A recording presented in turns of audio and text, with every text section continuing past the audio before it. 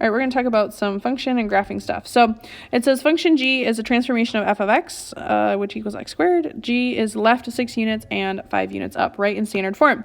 So I believe Mr. Taylor gave you this part of the equation last time, but just in case he doesn't. So 6 units to the left means we're going plus 6 on the inside because it's opposite of what we think, and 5 units up.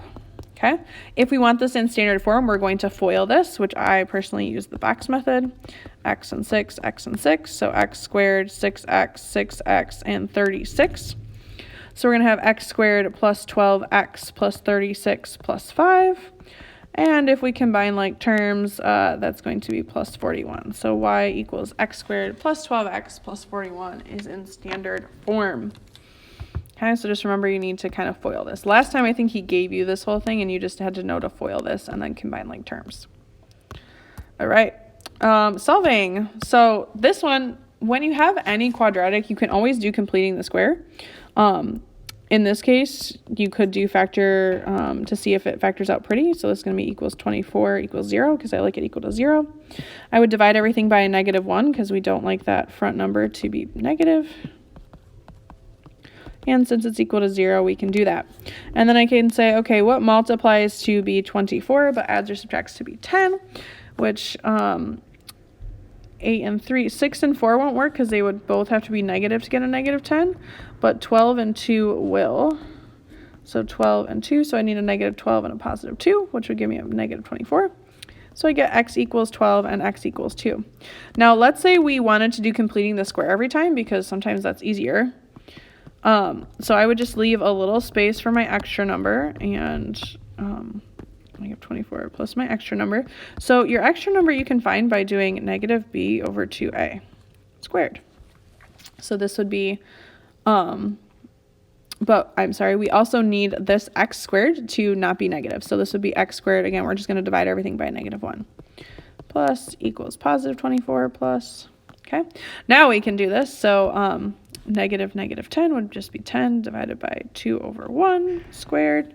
So that's going to be 5 squared, which is 25. So I'm going to add 25 to both sides. Okay. So if I factor this is going to be x plus 5 squared. I'm sorry, x minus 5 squared.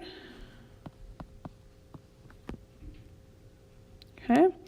Equals 24 plus 25 is 49. And then we would square root both sides. So we get x minus 5 equals plus minus the square root of 49, which is 7. Add 5. So we get x equals 5 plus 7 would be 12. 5 minus 7 would be 2. And conveniently, we got 5 and -2. I'm sorry. -2. I forgot my negative when I was solving. Equals -2. So either way will get you the right answer. So you can do completing the square every time as long as there's no number in front of this x squared. Okay. Which intervals are these positive? So if I were to do this, I would make up my little chart. I always put my smaller number on the left, bigger number on the right, and I pick numbers between these. So between -2 and 12 is 0. Something bigger than 12 is 13. Something smaller than -2 is -3. And then we're going to test those points. So I'm going to test -3. So I'd be like, all right, -3 squared plus 10 times -3 plus 24. We're going to see if that's positive or negative. So negative times -3 squared plus -30 plus 24 gives me a -15, so that's negative. If I plug in 0, that's going to be positive 24. And if I were to plug in 13, so we'd have -13 squared plus 10 times 13 plus 24. I'm going to guess it's negative. Oop, I forgot my squared. Always double check to make sure you typed everything correctly in the calculator because that can change your answer. Negative.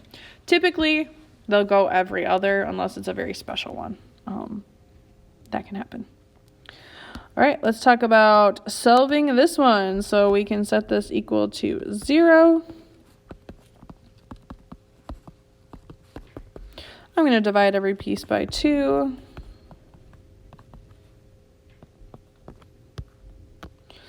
And if I can factor this pretty like this, I could be like, all right, x, 5 and 1. We would need a -5 and a +1 to get -4 equal to 0. So that would be x equals 5, x equals -1. Okay. Again, you could still do this by completing the square if you so desired. If I want to do the intervals that it was positive, I'd have -1 and 5. Again, pick numbers bigger, smaller, in between for each one, and plug them into your original equation. So 2 times -2 squared minus 8 times -2 minus 10.